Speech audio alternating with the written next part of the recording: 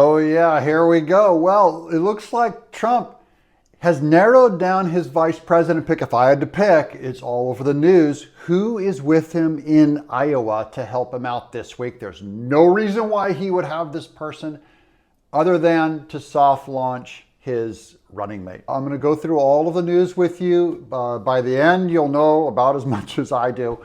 Welcome to Doug in Exile. I'm Doug TenNapel. I'm the creator of video games and comic books and things like that, but now I do the news because our country is at stake. Let's hope Trump wins. I'm so glad you could join us. Here's the headline. So this is from CBS News. Trump potential VP pick and former actress swarm Iowa ahead of caucuses.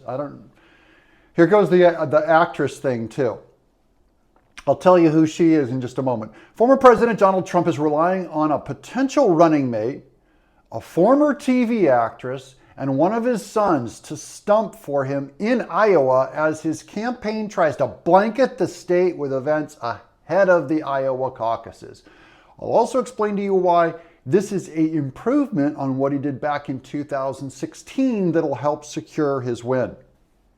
The surrogates, that's who they're calling these people, featuring South Dakota Governor Kristi Noem. There you go. That's who I think they're saying, and I think Trump is saying, probably is his VP nomination. Obviously, he hasn't made an announcement, so I can't go out that far, right?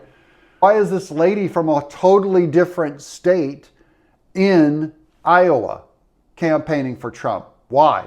Unless they're floating her up there. That's Kristi Noem. Who's the actress? Roseanne Barr is also on tour with him. And Eric Trump. Now, Roseanne Barr is another celebrity that's very fascinating to me. I really like her a lot, but she represents kind of the couch potato American, mom and pa TV American mainstream. Again, a very smart move. Something that Ron DeSantis and Nikki Haley could not pull off in a way that Trump can. And Eric Trump, his son, who is the most normal of his kids, are part of a larger campaign effort to invigorate Trump's base of caucus goers across the Hawkeye state and ensure they'll turn out for Trump on January 15th in the first 2024 presidential nominating contest. So they're going to nominate Trump, right? This is in Iowa. This is for the presidency now. He's through messing around with all these other people. He's going for votes now. And this also shows that his ground game is greatly improved. This is normal politics stuff that Trump wasn't always so good at. The nuts and bolts, normal campaign stuff. Quote, "We know we have the votes," said Trump campaign senior advisor Jason Miller. Quote, "We just have to turn them out. And we're going to be using every method available to us to ensure that we do that." So that is normal campaign talk. Very good on Jason Miller. The former president will appear at more Iowa campaign events in the first 2 weeks of January than in the last 2.5 months combined, partially because he was so involved in lawsuits in New York.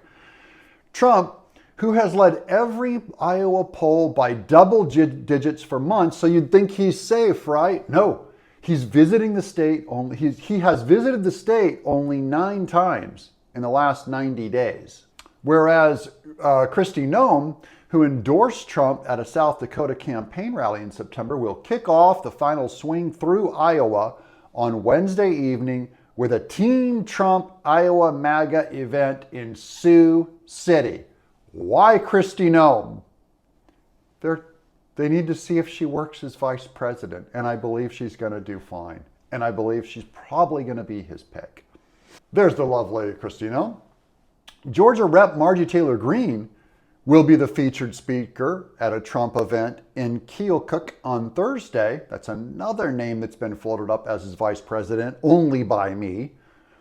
And then Roseanne Barr is set to speak at a rally in Boone next Tuesday.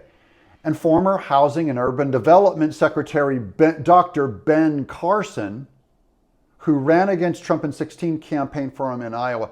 Now, Ben Carson's another name I would float up as a vice president. Why? He's so in manner and in demure, being so shy and quiet, like Mike Pence.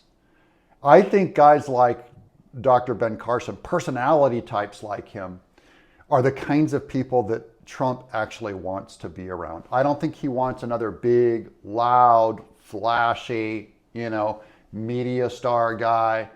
I think he likes and respects what he is not, and it really helps round him out. So I would put Ben Carson up there too. They might be floating him up, although I think primarily this is Kristi Noem's.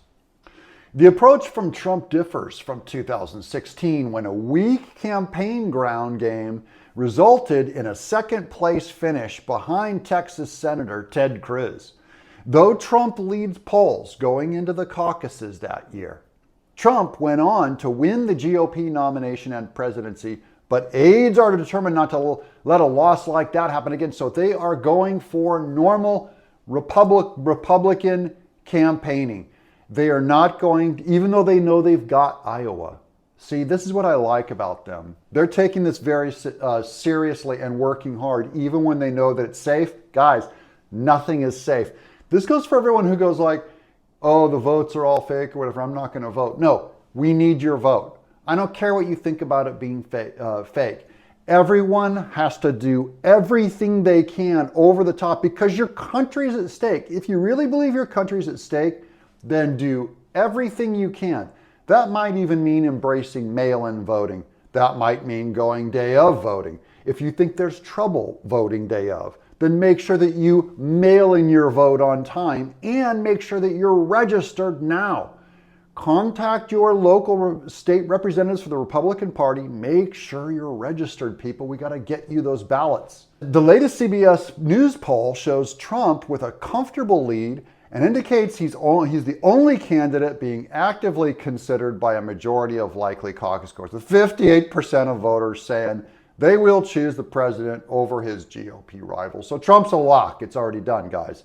This is USA Today with fake news. Trump supporters suggest DeSantis, Ramaswamy, and Haley as running mates.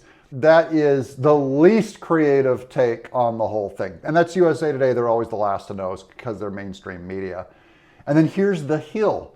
With Kristi Noem says it would be a mistake for Trump to pick Haley as a running mate.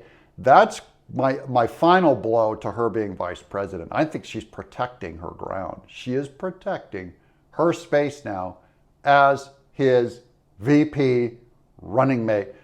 This has been, but you guys got to tell me, is it going to be Kristi Noem? Is it going to be Kristi Noem? Is it, or do you think it could be Nikki Haley, Ramaswamy, DeSantis, Ben Carson? Who do you think is in the running? I'm Doug in Exile.